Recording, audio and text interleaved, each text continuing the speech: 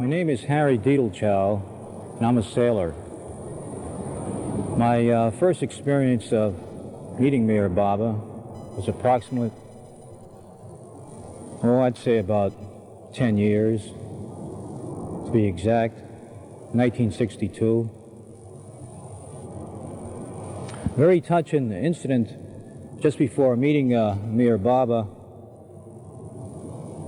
I'd say about 1 or 2 hours later, was on this train coming from Bombay, India, into Pune, and then from Pune to Ahmednagar. About halfway from Ahmednagar and Pune, I was looking at the scenes to Ahmednagar, and nothing important actually, but I started to cry. I mean, I've used to cry when I was a child, and but this was entirely different actually. It was like a young child taken away from its mother, and after so many years you're returning to her, and it strikes you at heart, you know, and it's nothing actually, I'd say, too important. But to me it was real touching, for the fact was, you know, that there was nothing that brought onto it. I was just looking out the window, and we were almost arriving at Ahmednagar, and it really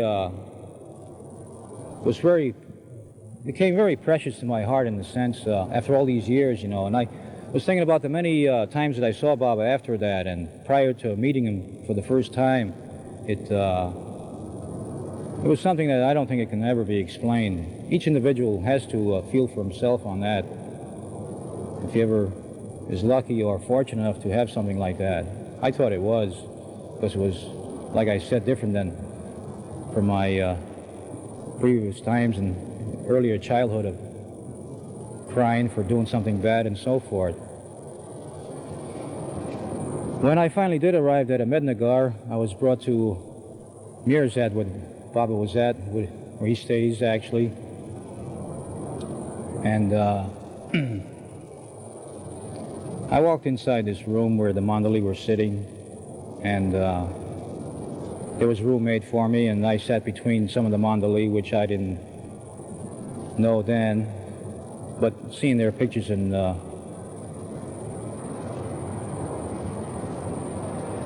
earlier books, I recognized a few, and I sat down immediately, and Baba right away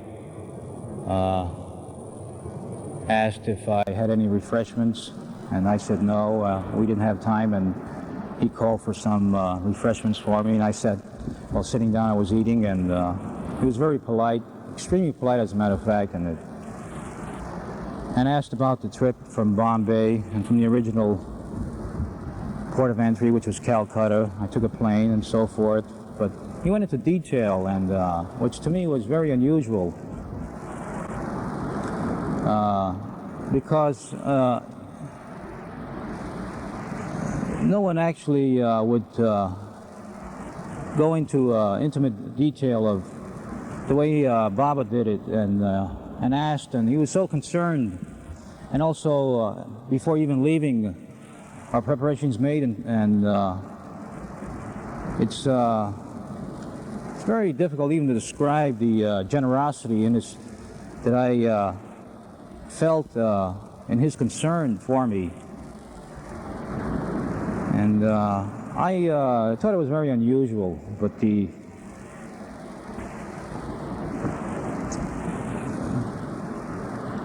that first meeting, there was so many different incidents that occurred later, and sometimes I selfishly think I should preserve that for myself and not talk about it, and more or less talk about different things with Baba later on, other visits and so forth. But the hospitality, I thought myself, was very touching and very dear. At Mednagar, or rather at Mirzad, the first time, and I felt when after the 2 hours expired, I felt the warmness and the loving affection while embracing the various disciples of Mir Baba.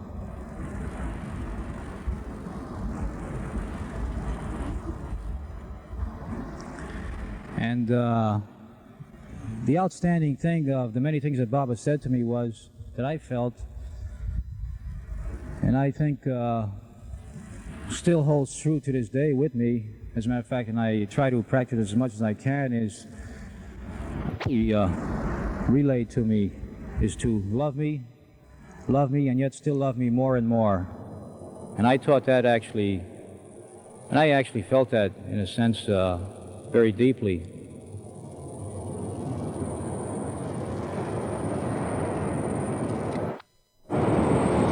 Well, the next time I met Mir Baba was at Pune, and I had the fortunate advantage of being able to stay with Mir Baba at Pune for 3 days. And there were many things said at Pune, but one of the outstanding things that happened, or were said actually to me, was Baba asked me one time, he said, "Harry, can you swim?" I said, "Yes, Baba, but I can float better." And Baba said, "Harry, try to learn to sink into the ocean of love." And I smiled, and I thought actually I would have a slight advantage on Baba when he started asking me that, "Can you swim?" And I said, "Well, I'll outfox Baba this time," but no, he lovingly recounted back to me in a loving way, and incidents like those are very touching to me, and I think actually it's real hard for anyone to describe a precious moment with Baba, because I believe every moment is precious with Baba, whether it's humorous or no matter what it is the way I feel it. Others who have seen Mir Baba, they experience Mir Baba in their own way and best suited for them and how they feel. But to really describe Baba, I believe it's impossible, actually. But the emphasis on love and love only will truly bring you closer and closer to your real self within you, was to me most important of all. And one time during the 3 days in Pune, Baba told me, he says, "Harry, what spiritual exercise are you doing?" And I said, "Well, Baba, in the United States, when I'm not working, and actually in the evening when I'm relaxing in my room, meditate on your picture for sometimes 6 hours, another time 8 hours." And he said, "What were the results?" I says, "Baba, I get bloodshot eyes and a headache." And he laughed. And he commented upon that love me, and love me more. And it's hard for me to break out of that habit, actually. The fact is, leaving Baba, and I still have that habit today. I still meditate on Baba's picture. But to me, it's a loving habit in a sense, which is, I think, most important. If you have a loving habit of doing nice things, then continue doing that loving habit. But things along that way, I would describe it, your loving habits, just develop it more and keep doing it. It might sound actually real easy to say, but to do it, I found out in all these years it wasn't that easy. Even after meeting Baba, I try, and he keeps telling me, he says, Harry, you must try and try. If you slip, you get up and keep walking. But it seems to me that it's very easily get discouraged, which I actually have experienced too. But the emphasis on love, simplicity, the poise, and I think that's the most important thing of all. Instead of complicating things in life, the simple things in life, I think, are the most important things. And like I said before, to really describe Baba, it's impossible.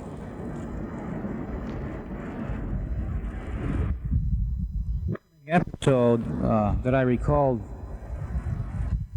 of having 3 days with beloved Mir Baba in Pune was, there was a woman, an Indian woman, sitting in the same room with the Mandali, disciples of Mir Baba. She had a baby on her lap. And Baba called for the baby. It was asleep. And everyone watched the baby, which was asleep on Baba's lap. And Baba started poking at the baby's stomach, pulling its ear, its fingers, and its toes. And the baby was still asleep. And no one said anything. We all watched. There were some young people there, many old people, middle-aged. And Baba never said anything after that. He had the baby for about, maybe, I'd say about 2 minutes, and he returned the baby to the woman, and the baby was still asleep. So to me, I thought it was very touching and mysterious at the same time, because there was no explanation. So I talked to someone later on that we shared a room in Pune, and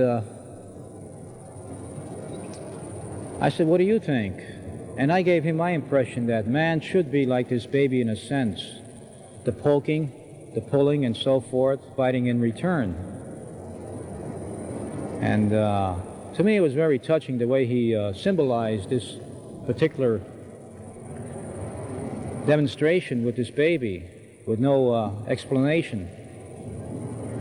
I thought it was very unusual myself, because usually Mir Baba, whenever he explains something, or he might be pointing at something, and he would always give an explanation, but this particular time he did not. And I thought it was very unique for each one, in a sense, to interpret in his own way of the meaning of what he did. Another unusual incident of beloved Baba was, there were people coming in and out of the room to be introduced to Baba for a moment or so, and then left. And there was a person in India of high military rank who was announced previously that to Baba, and Baba, I don't know offhand if it was a pink jacket or a blue jacket that he usually wears, but he always keeps the top collar unbuttoned. And when this was announced about this high military figure about to see Baba, or wanted to see Baba rather, actually, he buttoned his top collar, and I noticed that. And the gentleman entered the room and was introduced and so forth, and then left. And after he left, Baba unbuttoned the top button again. And I thought it was very polite in every sense. And I kept that in my mind. It was very touching, out of the fact that I saw Baba demonstrating, to me, a significant meaning for each one to decide in his own way, and the politeness to an elderly person, which each individual should practice more and more. I myself, if any, felt should develop more on those guidelines. poise, humility, which isn't easy, I found out. As a matter of fact, after leaving Baba, of the various times that I've met him, doing those things became just the opposite with me. It became harder for me to do what he wanted, since being more sincere, more humble. And actually, it should have been easier, but after all these years, sometimes I wonder if I'll ever really fulfill 100% to what he has been saying for so many years. Love me, and love me yet still more. Which requires nothing exceptionally, no schooling, but just do it in your simple ways. And nothing is more complicated than doing something more simple, I believe. So, those were some of the things that I treasured. A very interesting episode occurred a few years later, after my last visit with beloved Baba. I was in the cold climatic region of Alaska for a period of about 5 months, intermittently traveling from Alaska to Seattle in the springtime. And after finishing the work that I was doing, I received a cablegram. I didn't write to the disciples of Meher Baba, but I was always encouraged by ever-lovingly Mani, and being too busy in the work up there. But arriving in Seattle after that period, I received a cablegram, and in it said, "Has your love for me cooled off?" And Baba in no way in all that time knew that I was in this particular cold climatic region. And to me it was very touching and amusing.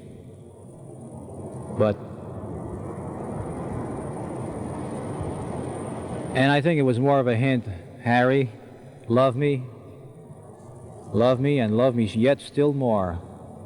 In other words, as much and as sweet as I try to love Baba in the simplest way possible, the best way I knew how, it was still not enough. You may be polite to an individual, but you can be more polite. And you can also be more happy to someone, whether he's a good friend or a lukewarm friend. The fact is, good or bad, in a sense, by bad, a person with just average, I would say, habits, or a friend that you know not too well, be more polite and more honest and more sincere in what you have to say and who you work with. It isn't easy, actually. I found out all those years after meeting Meher Baba, because I think it actually makes you more aware of it. Before meeting actually Meher Baba, I would shout and yell at a person and think nothing of it. But after meeting beloved Baba, shouting and yelling at an individual made me aware of it. Whereas before meeting beloved Baba, I was unaware. And that was really something that I think, after all these years, be more humble, more pious, more simple, and even to this day, for me to have a perfect day, I keep thinking, I says, Harry, you have to try more better tomorrow. And today wasn't good enough. There might have been one or two things that you shouldn't have said within you that you feel, and it might be ordinarily fairly nice, but within yourself you feel that you should have been more nicer, no matter what that incident might have been, while you're working or enjoying something or watching something, which actually I don't think is really difficult. But to develop that lovingness within yourself and speaking and acting,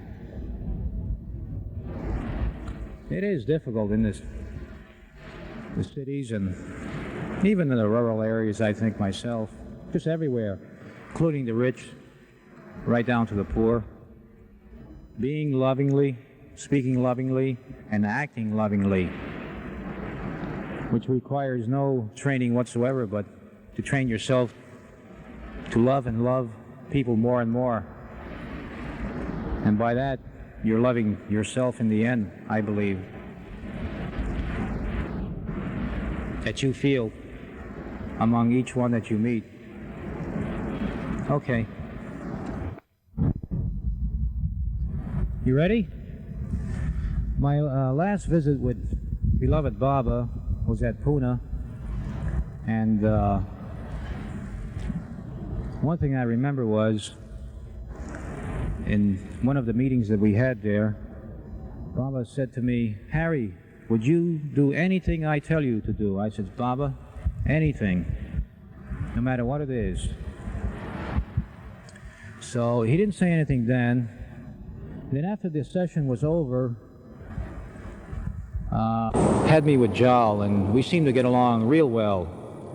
And I told Baba I wanted to go to various places where he visited in his earlier youth. And I also mentioned that I wanted to see a particular person in Pune who was at a hospital there, who was very ill. And I mentioned his name, and Baba said, "When you go there and see Joseph Harp, who happened to be there, and who was the person," Baba said, "Harry, tell Joseph Harp that the reason that I did not let him drop his body was he did not take my name at his last breath." And to me, it was kind of confusing, for the simple reason, in San Francisco, where Joseph Harp lives, I used to stay at his house and visit him very often, and he used to always encourage me about trying to meet beloved Baba. But in the morning, he would always repeat, "Mir Baba, Mir Baba, Mir Baba," repetitiously for about a half hour, sometimes 45 minutes, but usually not less than a half hour. And I found it very unsound, and I was just confused. If anybody from the people that I knew who have contacted Baba and who know of Baba and would take their last breath just before passing away, Joseph Harp would be the one that I would think, and that includes myself, would take Baba's name. And I had great respect for him. So after I left Baba, with one of Baba's disciples, Jal, we made the various rounds in Pune, and our final stop was the hospital where Joseph Harp was at. And soon as I entered and walked in, and I saw his face was as white as snow, I could not, from the standpoint of the humanitarian side, tell Joseph Harp what Baba told me. And we were talking about different things and so forth. And it was going through my mind.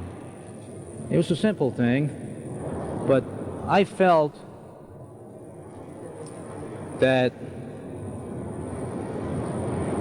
If I would have told that to Joseph Harp, it might have been his last breath after hearing that. And I, from the standpoint of a human being, it would have been actually, I thought, heartless, the way I felt within myself. Even though Baba knows everything, it's still something, you're going against something that's almost impossible to do. Being heartless, to me, is almost impossible, really. And I didn't say that to Joseph Harp, but Jal, Baba's disciple, looked at me. I didn't say anything. When I left, we went back to Pune, outside of the fact of being in the Pune area and visiting some of the various places on the outskirts. We came back, and I believe it was in the afternoon session that I had. There was 2 sessions, one in the morning, one in the afternoon. And we got back in time.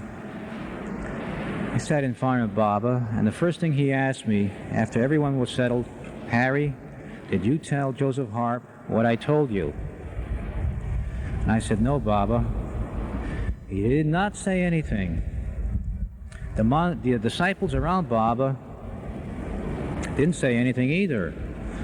But the thing was, of all those years, of the almost impossible things that Baba used to demand, in a sense, I wouldn't say demand, but would ask his disciples to do certain impossible tasks they could not perform, or grudgingly performed, I might even say, from the accounts that I've heard. Here was a simple order, but previous to that was, would you do anything I tell you to do? Nothing impossible, but something very simple. And even to this day, I always wondered, but I always also thought that going against nature itself from the humane part is very difficult too. If you love someone very dear, for an example, and trying to say I don't love you when you really do is almost impossible too. Love is, to me, outside of being very dear, but also it's something that you can't pull away from what you really are, love. And I think each individual, which is love, nothing but love, expresses love, no matter in what stage, in what form. But when he comes to finding out the real meaning of true love within himself in his own way, I think it is something. The thing that I experienced among the many visits of beloved Baba was that on my last visit to Baba at Pune, at Guru Prasad, where Baba and the disciples and the visitors came to see Baba, Baba said to me, "Harry, look in my eyes." And I did. And I think it was for approximate, I'd say about 2 minutes. And I stared into Baba's eyes. My impression was that I saw someone, but I can't remember where. And as I'm looking at Baba, especially the eyes, I know you, but where and when? And the more I looked, I was getting closer to it's like a person who's trying to remember something. It's on the tip of my tongue, but I can't remember. And as I looked and I looked, and it was like throwing your memory back for a tremendous amount of years, you know. It was like 1,000 years or even beyond that. I think the time element, after a moment, dissipated, and it was just going way back beyond time. But that face, I've seen it somewhere. But where? And when? And then, after the 2 minutes elapsed, I was thinking about it later on. And the only way I can explain it is like, you take two little children, say around 5 years old, in that age, or 6, whatever figure you want to use, but two young children, boy or girl, or two boys or two girls, irregardless, and you separate them. And after, for a period of about 45 or 50 years, you meet again somewhere. You know each other, you don't remember, outside of the fact of not remembering the names, but you don't know when or where, and you try to remember. And the more you look, the more you try to remember, but you just cannot remember. But it's very dear to you. It requires no language.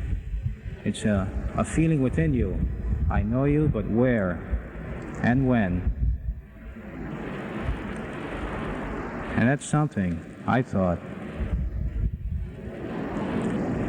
And I also had the impression that when I looked at that face, and Baba stating from time to time that I am the Ancient One, I had that feeling when I looked into Baba's eyes, that I am looking at the Ancient One, because I could not, I knew, and yet I didn't know. I'm not trying to know what I wanted to know, where, when. And no matter how hard I try to remember, there was something holding me back from remembering of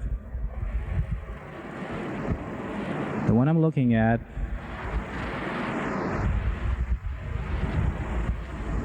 I know you,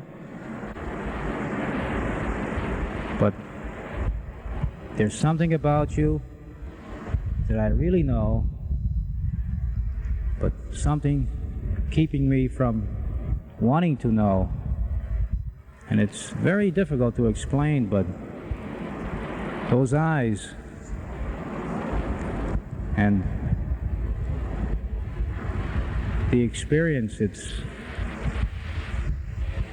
I think it's very unusual, too unusual to be exact, because I have never seen anything like that before in anyone's eyes.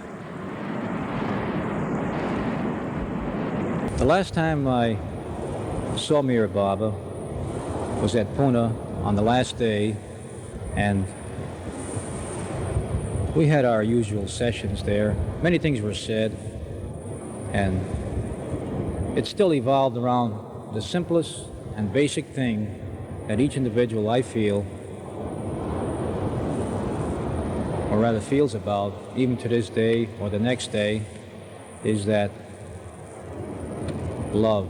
Love alone. Nothing complicated, nothing to explain, but just do it in the pure, unadulterated form. Speaking lovingly, thinking lovingly, and acting lovingly. This was actually more or less said in variated form or in various forms by Mir Baba. He would describe something else, but if you go into the essence of what he said, no matter what it was, the root of what he said came to love. Did he give you any messages of love? And Baba always told me of the many visits that I had with Baba was, before I left Harry, spread my message of love the best way you know how, in your own way, in whatever capacity that you can. And as the disciples got up to leave and Baba was about to go into the next room with the women disciples, he very lovingly placed both hands together, which is well known among all people, irregardless of what they worship or who they worship. And I looked and done the same thing and looked straight into his eyes, which was very, very beautiful, indescribable, and walked slowly back and out of the room.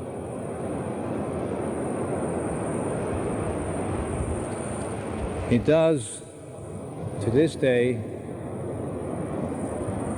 and probably until I take my last breath in life,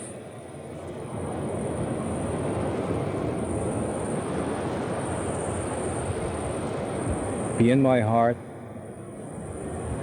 And I hope, with all sincerity,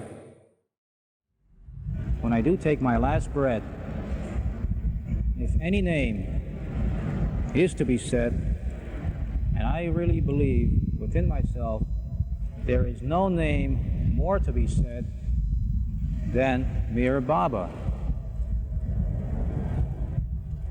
It might be foolish to some, but to me it's so precious that even the word precious falls short of the name Mir Baba, because I have never met, and probably never will meet, someone so unreal, to the extent of being so unreal that you ask yourself, am I really real? Seeing something that you think that it looks unreal, it can't be. I must be seeing things, but the contacts with Baba and seeing Baba, simple love, nothing complicated, does sound to me in one sense unreal, but in another too real, too good, too loving. And I really think I am, in a sense, too lucky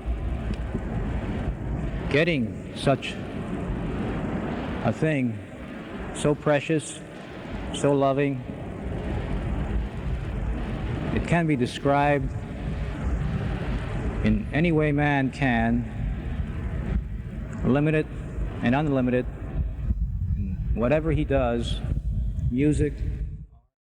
Outstanding incident that actually happened on that first visit with Mir Baba was after I got through eating, while sitting down with the rest of Baba's disciples. Baba was talking more or less casually to me, not important things actually, nothing spiritual, but how are things and so forth, my health, and a few other unimportant things. Are you happy with your work? And when he was talking to me all the time, I was looking at him, and then I heard him clearly at first, and then slowly I was more or less getting, in a sense, dissolved in his form itself, and words became meaningless after a while. And I was just looking and looking, and I was also conscious that he was talking, but it became meaningless. And Baba then said, "Harry, you're not listening to me." And it was like a slap on your face. And I slowly, more or less, came down, and then his words were clear. I thought it was really unusual. But the fact is, Baba is unusual from the standpoint of his love that he emanates.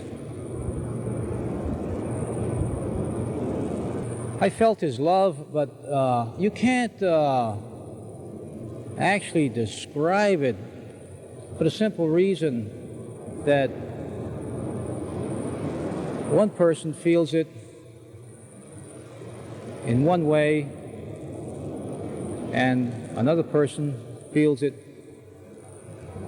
I believe, probably in another way. Each individual, I felt it was very warm, compassionate, pure. There was no,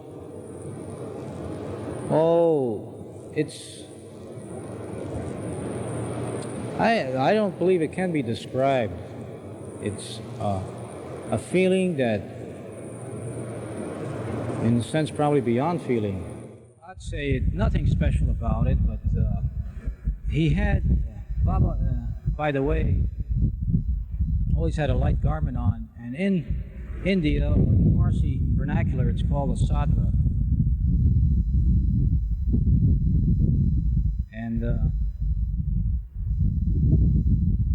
with a light jacket and light skirt, and he had this kerchief underneath that garment. And he took it out. I was sitting in front of Baba, and he gave it to me. And he said, "It's from Mira. Don't lose it. Keep it with you always." And I actually felt very happy getting something from Mira.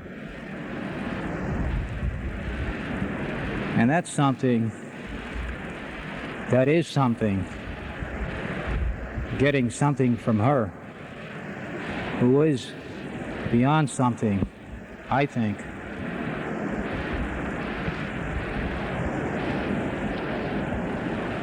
But I really believe,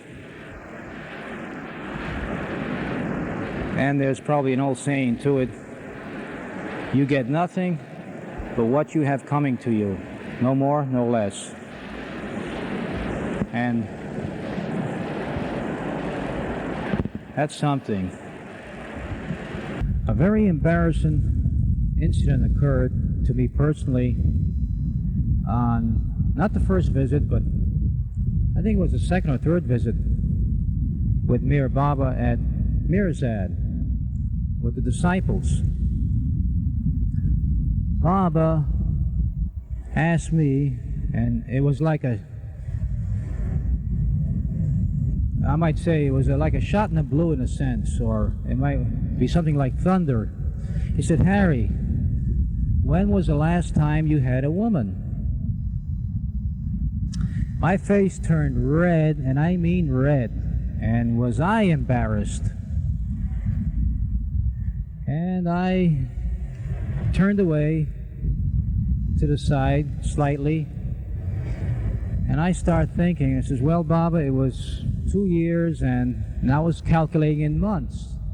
But the embarrassment of Baba asking me that, I just couldn't, it was something I can't even explain today. But was my face red when he said, "Harry," but so lovingly in the way he put it, and I was so embarrassingly thinking at the same time. It's very unusual. Down one street, turned left on another, and we finally arrived at one of Baba's disciples' home in Pune called Miherji. We went inside, and the rest of the disciples of Baba followed inside, and there was a large amount of food on the table, of great variety. And Baba pointed with his fingers of the various types of dishes that were on the table not to touch because they were too hotly spiced. And I thought that was very sweet and very dear, because ordinarily you do not see it displayed on the average, considering of the many people and the way that you're giving this personal attention. To me, it was very unusual. And first of all, I've never had that occasion to experience something like that before, under the same conditions. And the loving interest of all the times that I've met Baba, it was nothing for him to enjoy with the fact that you're sitting in his presence. It's like you yourself enjoying your own show itself, being with Baba, the feeling. There was I didn't have the feeling that Baba at any moment was doing anything or asking anything at any time for personal satisfaction or to humor me or something like that. I didn't have that feeling. Others, whatever they do feel, but my feeling was that at all the times that I've met Baba, in his presence, at no time did I ever had a feeling that I'm there for his benefit, but the feeling that I had that it was for me to benefit, for my own good. His loving expressions and his interest to the last detail of you personally. But when I first heard of Mira Baba, to me that was something that had no beginning and no ending, because the name of Mira Baba, like I said, something, and you're probably wondering, when is he going to stop saying something and say something? Well, that is something, to say something. So you can keep saying and talking about Baba, Baba this, Baba that, but Baba keeps saying, when you keep saying Baba, that it's not you and I are we, but one. And to see yourself in each and every one is something. Lovingly, in your ways, because we are all from that one. No matter how each individual, even from the time he's born till the time he takes his last moment, you know that you are really one within yourself, is the way I feel.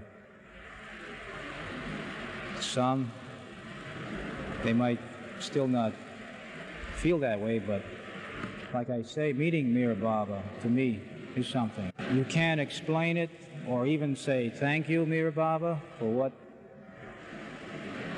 you have done, which no amount of explanation can ever explain it. But all I can say, even saying thank you in the sweetest and the most sincerest, and no matter how sincere in the most sincerest way that you can possibly think, you can never actually thank, even from the bottom of your heart, and say, thank you, Mir Baba. It's still not enough. And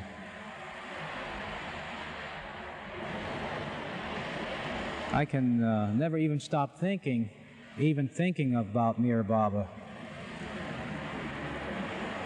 And all the while still thinking, well, you're still here. But